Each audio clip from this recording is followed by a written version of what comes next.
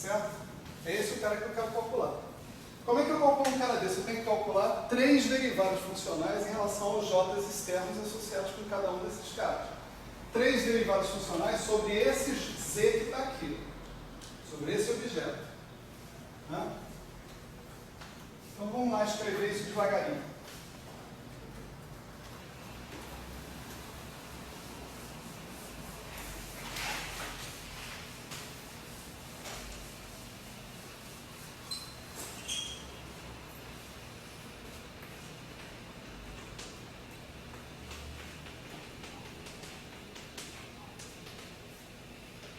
Então, eu tenho menos I elevado a 3, D3, DJ MA, X1, DJ,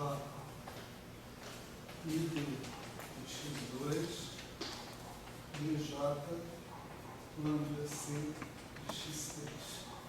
Isso tudo vai atuar ali, mas eu ainda não vou terminar de escrever não, tá?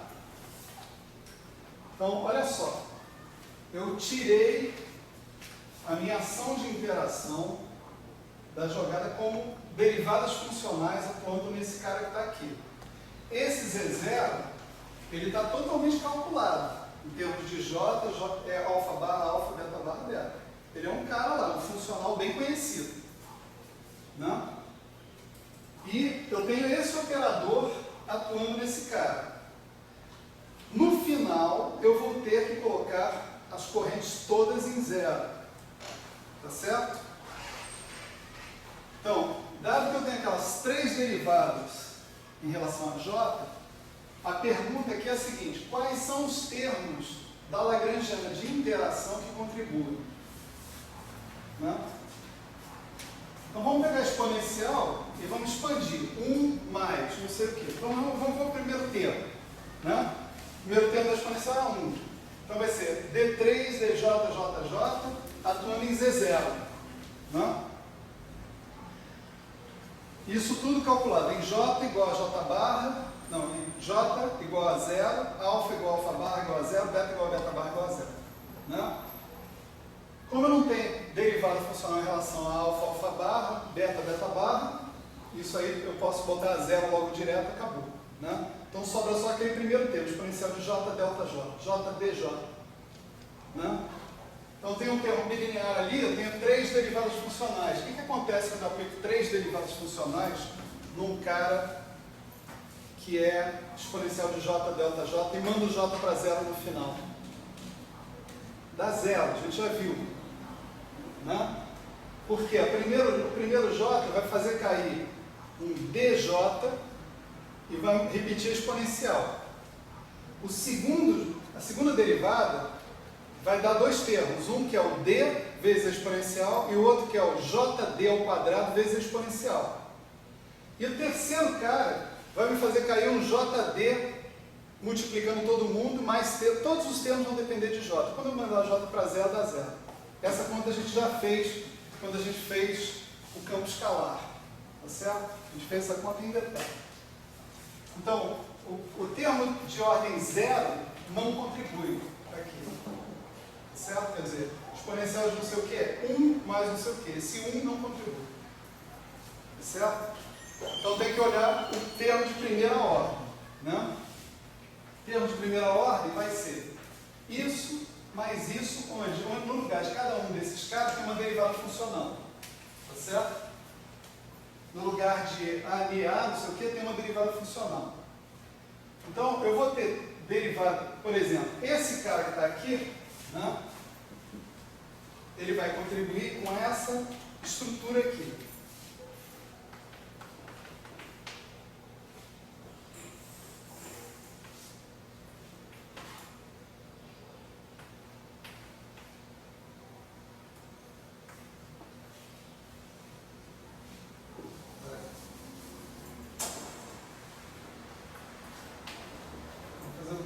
Que eu estou falando da ação, né?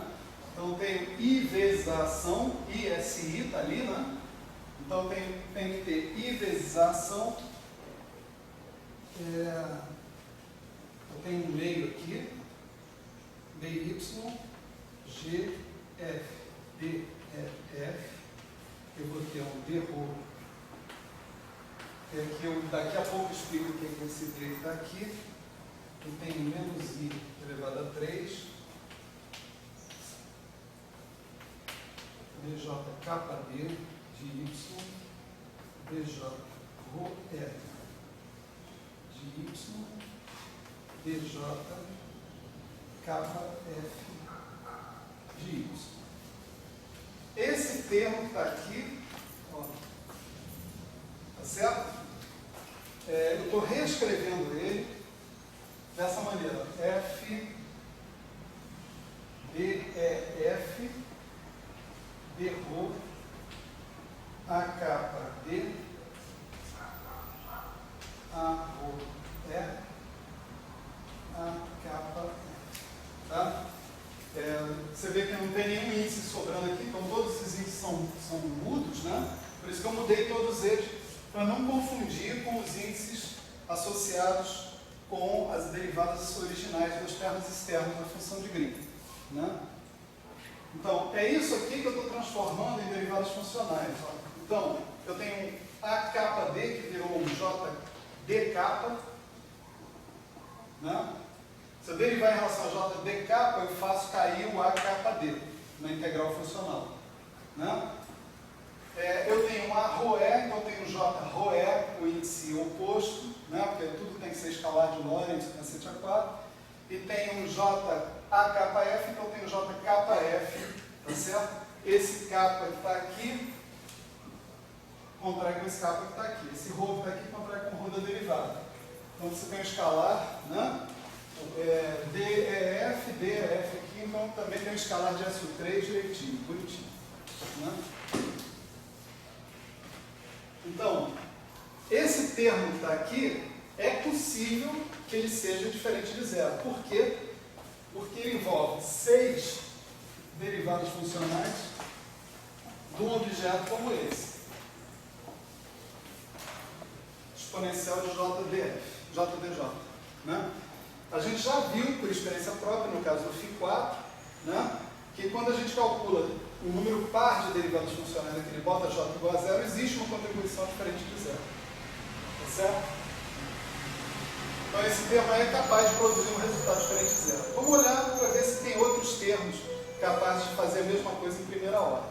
Se você botar o cara de 4 A's ali, né, AMD, AMC, AMD, ANIE, né, que está lá, isso vai corresponder a 4 derivadas funcionais aqui. Você tem 3 aqui, não vai dar certo, não vai parear. 4, 3, 7. Então não há contribuição em primeira ordem daquele termo que está ali para essa função de Green.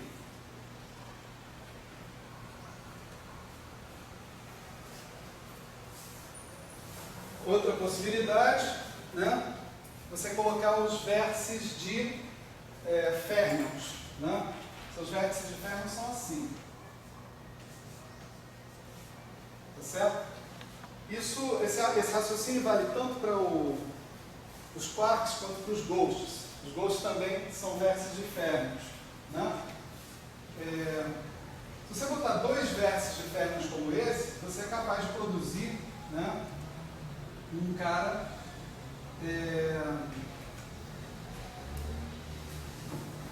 você é capaz de produzir uma estrutura como essa, por exemplo. Né? Só que essa estrutura, ela é de terceira ordem. Se esse vértice aqui vai carregar G, e esse também, esse cara aqui vai carregar G3, vai ser J em G3. Então, se você está querendo se manter em primeira ordem, né, você está fora da jogada com esses caras. Tanto com os caras vindos dos quarks, quanto com os caras vindos dos fantasmas. Tá certo? Então, na verdade, é possível a gente ver rapidamente que a única contribuição, né, que vai aparecer em primeira ordem em G, tá certo? G, né? Primeira ordem em G é essa que está aqui, esse pareamento de 6 derivadas funcionais, finalmente atuando em cima do Z0 de alfa J beta calculado em alfa, j, beta, tudo igual a zero. Certo? Estou falando, mas o único jeito de entender profundamente isso é sentando e fazendo a conta. Tá certo? No final das contas.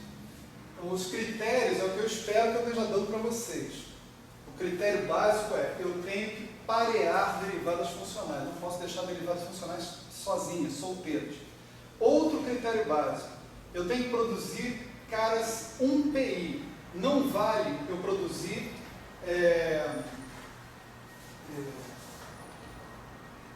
objetos que sejam bolhas de vácuo, ou que não sejam conexos, ou que não sejam um PI, no final das contas. Por exemplo, esse cara aqui, apesar de ser válido como conexo, ele não é um PI. Se você cortar aqui, ele vira dois gráficos diferentes. Tá certo? Então, quando eu estou falando do vértice, eu estou falando do objeto mais básico possível. Ele tem que ser um PI. Não? Então, agora, tudo que a gente tem a fazer é essa conta aqui. Agora sim, agora eu tenho uma conta para fazer. Todo esse tempo que eu passei aqui, passei justificando por que a gente tem que fazer essa conta. E agora, essa é a conta. Tem 6 derivadas funcionais para calcular ali. Tá certo? Quando o cara é muito bom, muito esperto, muito safo, né, ele não calcula nada, ele já sai colocando as coisas, as expressões todas lá. Como não é o meu caso, né, e eu vou ter que supor que não é o de vocês também, né, então nós vamos calcular mesmo 6 derivadas funcionais. Né? Antes da gente se meter nela, deixa eu falar sobre esse d-rho d. O que significa essa notação aqui? Vocês podem observar que existe uma derivada desse campo AKD aqui do termo de interação. Né? Quando eu transformar esses caras em correntes, tá certo? Quando eu transformar esses caras em derivadas funcionais em relação às correntes, esse cara fica meio perdido. Né? Porque essa derivada comum comuta com a derivada funcional, né? No final das contas. Então eu preciso entender o seguinte, que esse d-rho, na verdade, ele está agindo em lugares onde o AKD estivesse presente. E que ele vai estar presente através da derivada funcional de corrente. Né? Então, aonde estiver esse D que está aparecendo aqui, que é uma espécie de rótulo que caracteriza esse A, né? Esse d-rho vai estar presente também. Então você vai olhar aonde está o D, e é só nesse termo que você vai aplicar o d-rho. É difícil perceber isso à primeira vista. Né? Você precisa pegar a sua expressão e transformar ela de uma expressão algébrica numa expressão de derivadas funcionais. Tá certo? Aí você vai ver esse problema, né? Aparecendo. Então isso aqui significa o seguinte. Aqui eu tenho um ddjdk de y. Esse cara vai produzir lá meus propagadores, etc. Isso aqui é uma derivada em relação a y do termo que contém o d. Tá certo?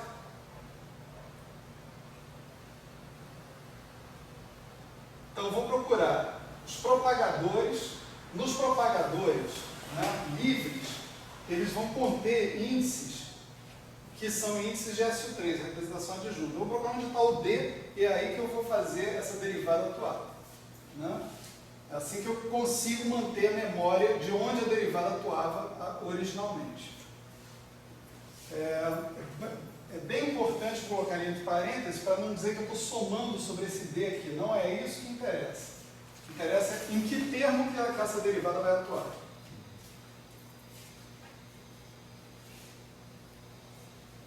Então tá.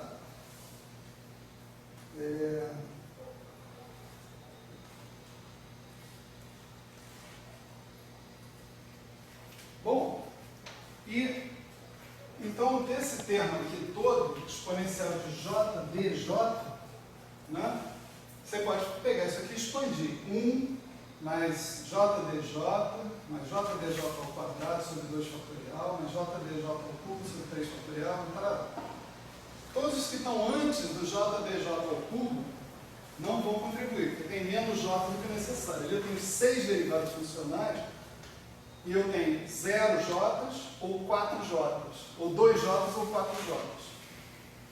Não?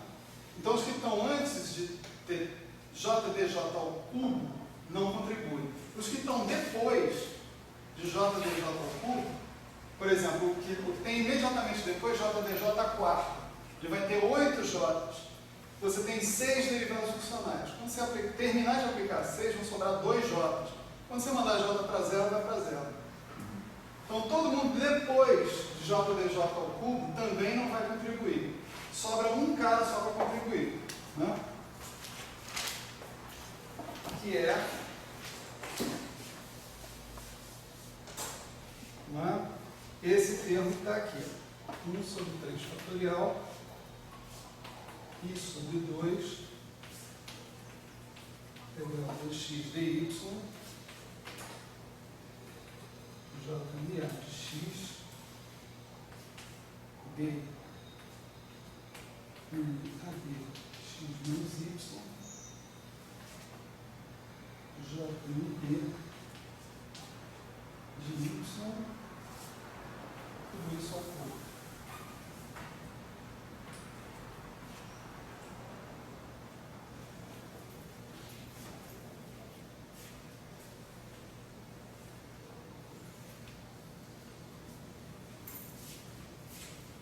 Tá? Então, toda aquela exponencial se reduz a isso daqui e no final, né, a gente tem que calcular tudo em j igual a zero, porque não precisa, porque eu tenho 6j, 6 derivados, o que sobrar aí vai ser independente de j já. Né?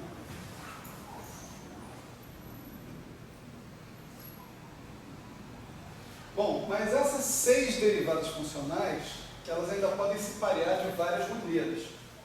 Né?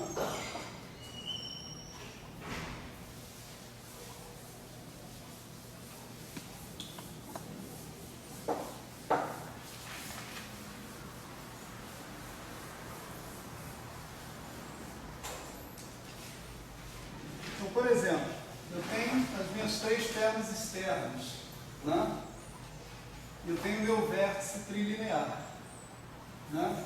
Então eu não sei exatamente como é que essa coisa rola, né? Mas, né, eu poderia, por exemplo, pedir um pareamento assim, essa com essa, essa com essa, essa com essa, né? Isso daí, além de ser desconexo, é uma bolha de vácuo, né? Todas as bolhas de vácuo são mortas, perdão, isso aqui não é uma bolha de vácuo, isso é uma função de um ponto. Então, o problema aqui é que ele é desconexo, essencialmente. Quer dizer, você tem um cara assim e um cara assim. Né? Isso é uma função de 3 pontos? Mas é uma função de 3 pontos desconexa. Essa partícula está chegando aqui e está morrendo, acabando. Né? Tem várias razões pelas quais isso aqui não dá para ser. Né? Não pode ser. Então, um tipo de pareamento como esse, como é que é esse pareamento? Uma das externas, né, das derivadas externas, pareia com outra das derivadas externas. E a que sobra pareia com as derivadas que estão no vértice, que são essas aqui. Né? Isso vai conduzir a coisas desse tipo. Então, não é o tipo de pareamento que eu estou interessado. Né? Tem outro tipo de pareamento possível? Eu vou dizer para vocês, não. Né? Além desse aí que conduz a esse resultado catastrófico, o único outro pareamento possível, né, é o de uma derivada externa com uma derivada do vértice. Né? Então você tem isso aqui, as 3 derivadas externas, as 3 derivadas do vértice, essa vem com essa vem com essa vem com essa. Né? E aí você tem no final uma função assim. Né?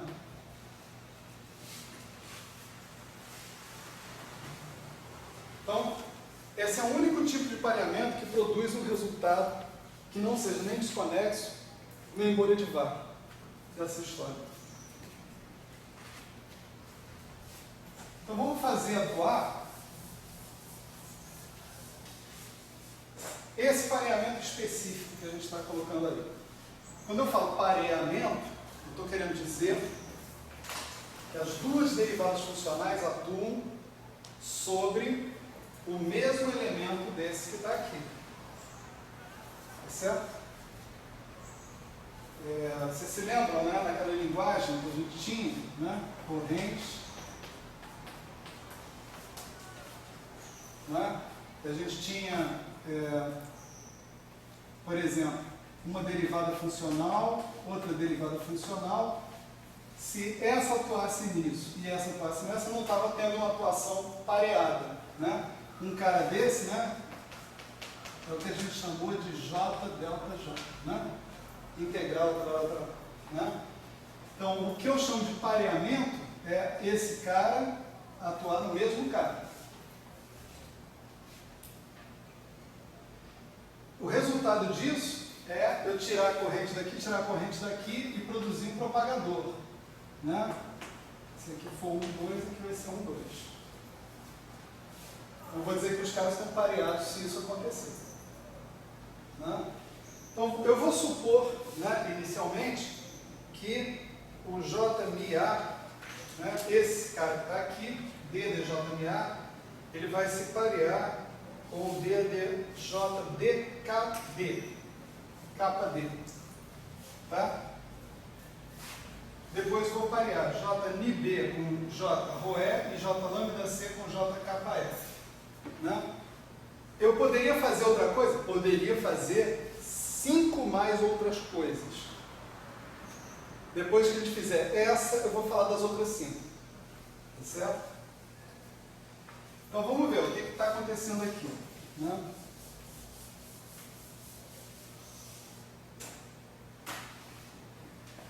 Eu tenho G, F, D, E, F,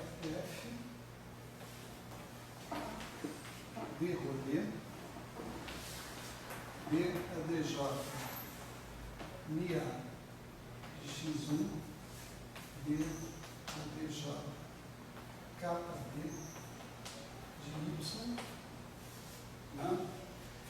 Estou esquecendo de colocar aqui I vezes integral em DY, tá certo? Isso eu coloco depois, no final de tudo, né? Isso aqui vai atuar sobre 1 sobre 3 fatorial, I sobre 2 integral, dx', dy', de j, mi', caminho, dx', dy', mi', caminho, dx', y', j, mi', dx', certo? Isso aqui é tudo. Né? Certo? Exatamente isso aqui. 1 sobre 3 fatorial do outro. Né? Então, vou atuar com uma derivada e depois vou atuar com a segunda. Sobre esse cara, sobre esse mesmo cara aí. Né? Lembrando, eu estou pareando essas derivadas, então eu não vou pegar todas as combinações diferentes. Eu vou usar a ação dessas duas derivadas funcionais no mesmo J delta J, delta DJ. Né? Então, não estou fazendo a conta inteira, estou fazendo um pedaço relevante da conta. Tá? Então, isso daqui vai ser, né, 3 sobre 3 fatorial, I sobre 2, integral dx', dy' ao quadrado. Quer dizer, peguei uma derivada e atuei nesse cara ao cubo, dá 3 vezes o cara ao quadrado. Né? E depois a atuação dessa derivada lá dentro. Aqui ainda fica faltando a derivada de fora. Não, a derivada de fora eu vou passar para lá. Aqui eu fico com G, F, D, E, F, D, Rho, D, D, J, I, A, X1. E o resultado dessa primeira equação vai ser I sobre 2, integral dy', DD, B', capa, I' de Y menos Y', JD, B', B' de Y, mais. Então, nesse cara que está aqui dentro, eu derivei esse cara, mantive esse. Aí depois eu deixo esse, derivo esse. Né? Então, o segundo termo vai ser integral dx' do J mirim A' de x' D mirim capa' A' mirim capa D de x' menos y.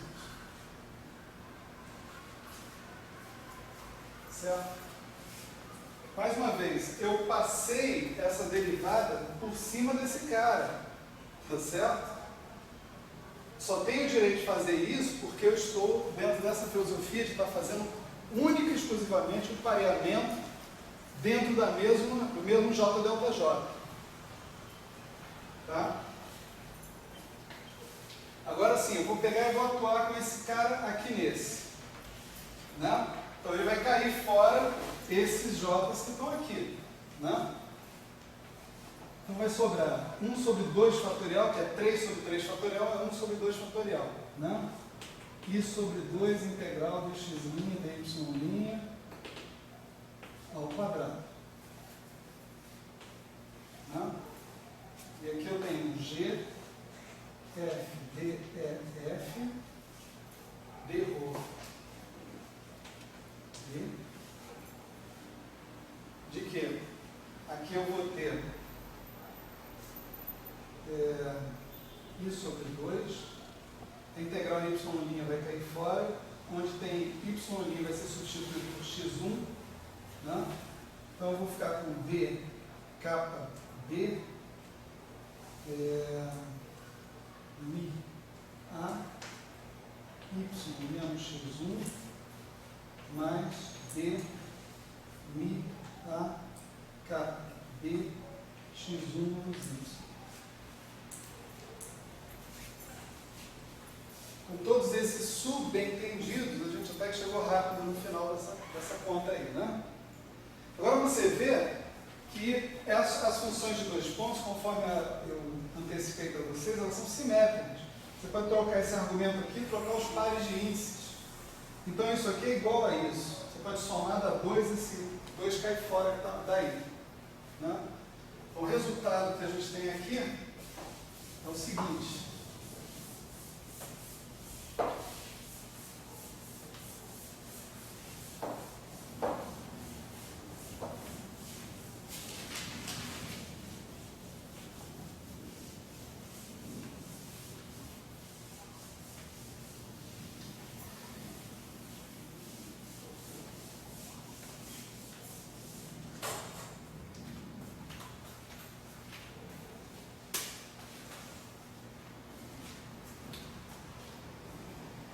O resultado ali, os dois caras pareados, né, vai ser I sobre 2, integral de x' de y' ao quadrado, né?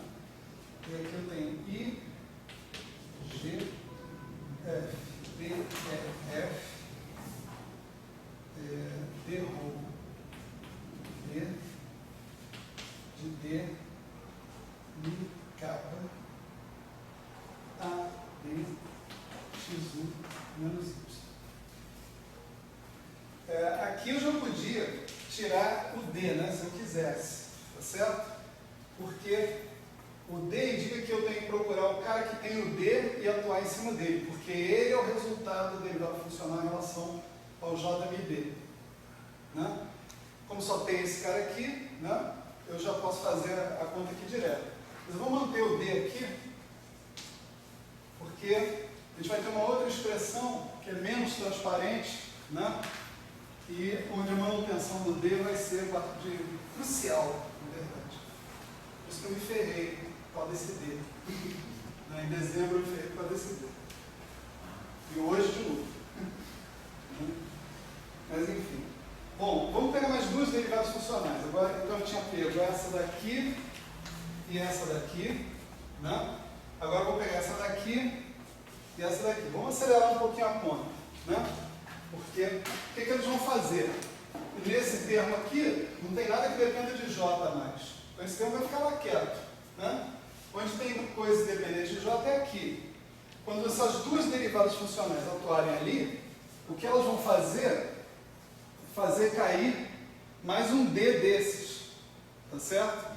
Associado aos pares de índices delas, o MIB, Rho, E. Tá certo? Então, o resultado de fazer essas derivadas funcionais atuarem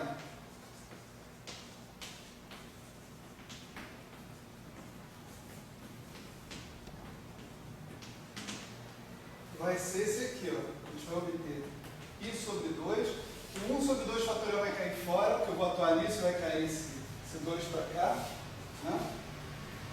E seria I sobre 2, integral dx', dy', né? Da mesma coisa.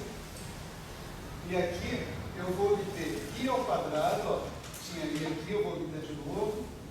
O G, F, D, E, F, ele estava presente só uma vez e ele continua, eu estou arrastando ele lá de trás. Né? Eu vou colocar aqui o D, NIB, né? Esse par de índices corresponde a essa corrente aqui, e eu tenho outro par de índices que é ρe, né? Só que observa que o ρ, né, está embaixo, enquanto que o NI está em cima. Né? Então, eu vou ser consistente com a minha notação, colocando assim, o ρ em cima, sempre o cara vai aparecer na função de Green na posição oposta que ele aparece na corrente. E a corrente aparece contraída com a função de Green. Então, aparece assim, J, Mi, D, Mi, Mi, por exemplo. Né? J, Mi, D, Mi, Mi, J, Mi. Se a corrente tem um índice de Lorentz em cima, o D vai ter um índice de Lorentz embaixo. Tá certo? Então, a corrente aqui tem um índice de Lorentz embaixo. Isso significa que o D deve ter um índice de Lorentz em cima. Rho, aqui em cima. Né? O E tanto faz, porque eu não tenho métrica para levantar e abaixar esse E. Né? A métrica aí é a métrica de Killing no SU3, que é delta B. Então, tanto faz. Né? Então, esse cara aqui vai ser de x2 menos y, porque essa derivada funcional aqui é de x2 e essa daqui é de y. Então, o propagador que vai sobrar deles é um d de x2 menos y. E aqui eu vou ter um d ρ,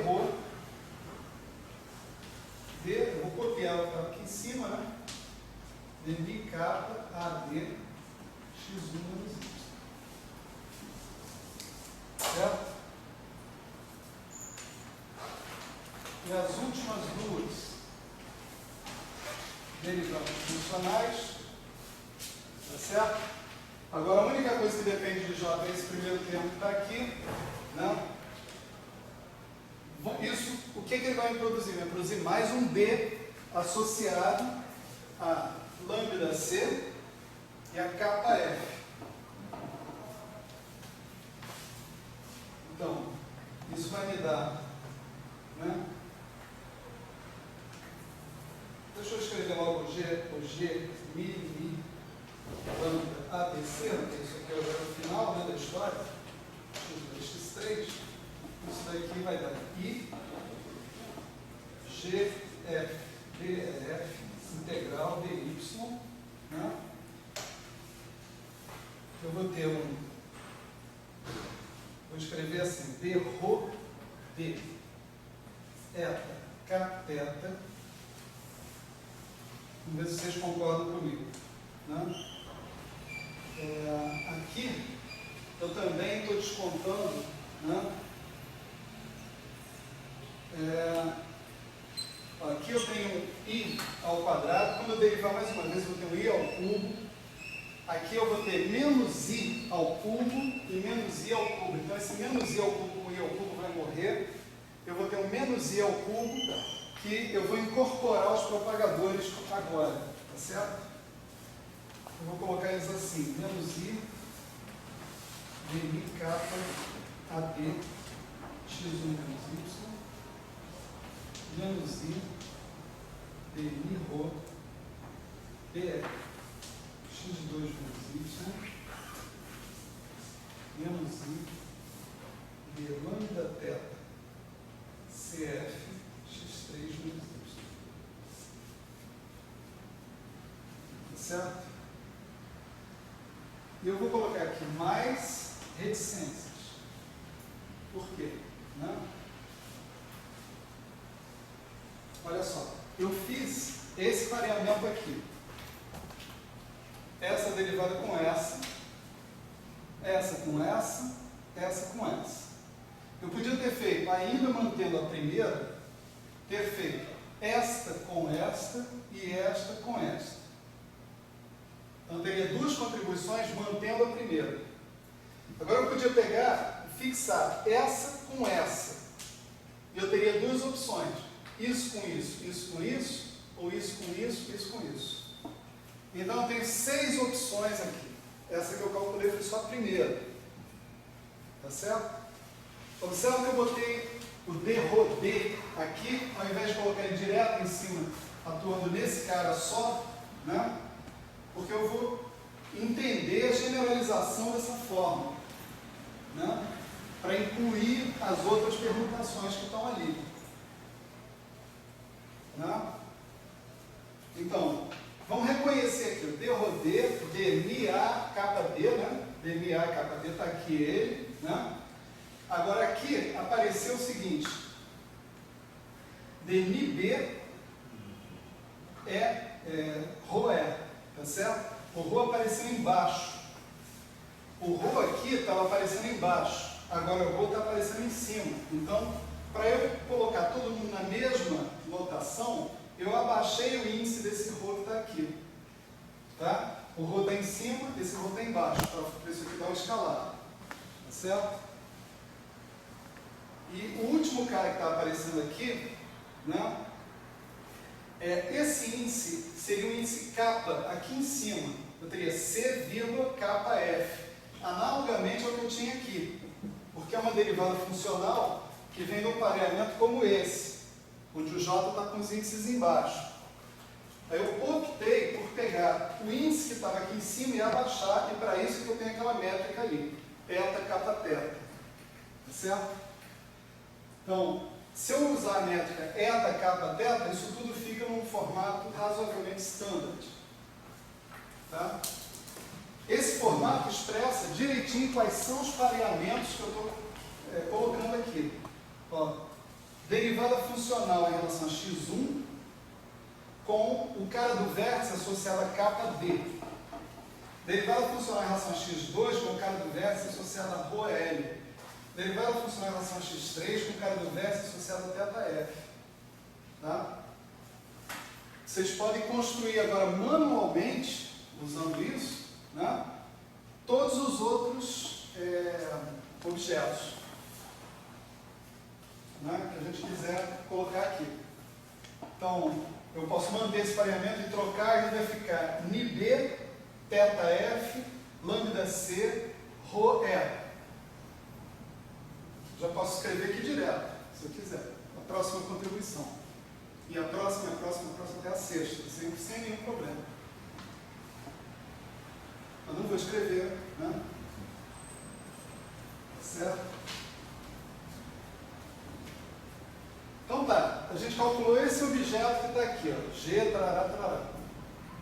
Agora, para a gente calcular o vértice, né?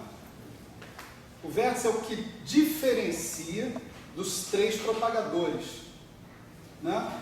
Eu tenho, a estrutura desse cara é propagador, propagador, propagador e vértice. x1 menos y, x2 menos y, x3 menos y, v de y.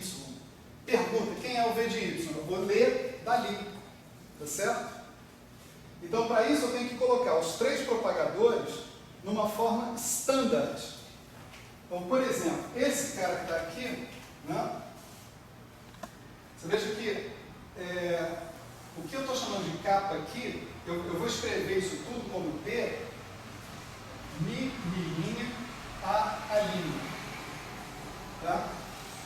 D, Mi, Mi', B, B'. E aqui D, lambda, lambda', E'. Então eu tenho que fazer uma mudança nesses índices que eu estou colocando aqui, né? Por exemplo, o kappa é um índice mudo aqui. Então basta eu chamar esse cara de Mi' diretamente. Eta, Mi', eta. Né? Aqui eu tenho menos I, x1 menos y. Né? Se eu tenho D aqui em cima, né, eu quero ter a linha, então eu tenho que ter um delta a linha D. Tá certo? Esse cara que está aqui, menos I, né, eu tenho um ρ, né, que está contraindo com esse d ρ que está aqui. Né? Então eu vou chamar esse Mi' de d ρ, então isso aqui vira D, Mi' D. Só que o que eu chamava de D vai virar a linha, tá certo? Então eu vou chamar aqui de a linha. O que eu chamo de E vai virar B'. Então aqui eu tenho que ter um delta de B' E. x2 menos y, delta B'. E aqui eu tenho que fazer um serviço parecido. Θ agora é um índice mudo, então onde eu tenho θ eu vou chamar de lambda' direto. Esse sai de graça.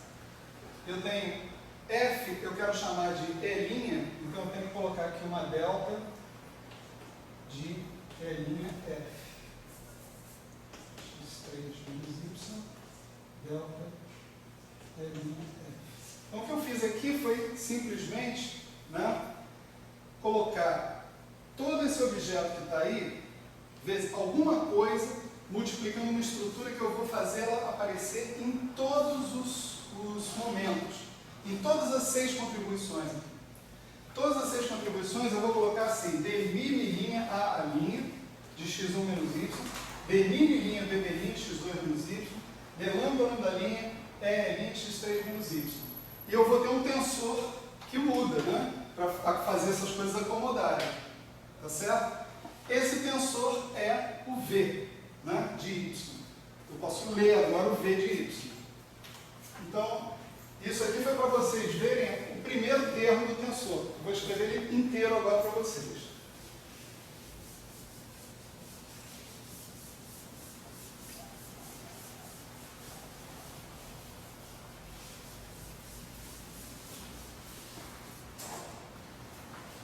Então, o V de A', B', C', Mi', lambda' de y, ele vai ser IG, aqui na verdade tem um I sobre 2, né? Ele devia ter I sobre 2 desde o início aqui.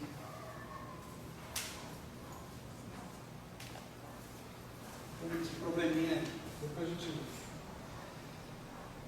IG, F, D, F. Estou acabando, né? Não se preocupe. Então tem aqui delta A' D, delta B' E, delta C' F, delta Mi' lambda', B Mi' A'. Mais. Então vamos reconhecer esse primeiro termo aqui. Olha, delta A', delta B' E, delta C', né? Esse aqui é um C, né? Aí. CF. Aqui, C', C'F. Delta C'F. Né? Ali tem o D Mi', A', eta, Mi', lambda'. Está todo mundo presente aí. Esse cara vai multiplicar D Mi', A', D Mi', B', D lambda, lambda' CC'. Né? Aí outra coisa vai multiplicar o mesmo D, tá certo? O mesmo produto de 3Ds, só que com ordens diferentes. Né? Então você vai ver isso aqui, por exemplo. Né? Delta E A', delta B' D, delta C' F, delta Mi' lambda', D' D'. Isso vai me dar o segundo termo da história, né? Mas o terceiro, o quarto, eu não vou escrever todos juntos. Né? Está aí o nosso vértice. O vértice é isso, no espaço de configuração. Tá certo? Então, no espaço de configuração, né, se a gente quiser escrever a função de 3 pontos, nós vamos escrevê-la nessa estrutura. Em primeira ordem, em teoria de perturbações, na primeira ordem diferente de zero, de outra forma, dito de outra forma, se eu for escrever uma função de correlação de 3 pontos, ela é propagador, propagador, propagador, vértice. Esse vértice aí. Integral em dy, propagador de x1 menos y, x2 menos y, x3 menos y, v de y. Onde v de y é esse objeto aí. Né? Ali tem 6 caras. Ali eu só exibi os 2 primeiros e tem mais 6, mais 4 aí. Vou colocar lá. Né? Próxima parada, né, dessa história. Tem data a combinar? Né? Vamos passar essa história para o espaço de momento. Tá certo? Porque as regras de Feynman são usualmente formuladas no espaço de momento. Né? E terminar de encontrar, né, o objeto que está associado ao vértice triplo de Grooms. Tá certo? Aí nós vamos fazer o vértice quádruplo de Grooms também. Né? E aí eu vou entregar para vocês os outros, né? E se vocês quiserem, vocês fazem. Né? Mas os outros são bem mais simples, né? Ou, vamos dizer, tendo feito esses 2, fazer os outros realmente não vai ser grande problema, não. Né? Aí vocês já vão ter, pelo menos, a filosofia do trabalho pronto. Isso eu espero poder entregar por escrito, né? De modo que, se vocês quiserem seguir essas contas, né, em detalhe depois, vai ser possível. Né? Tchau, pode encerrar.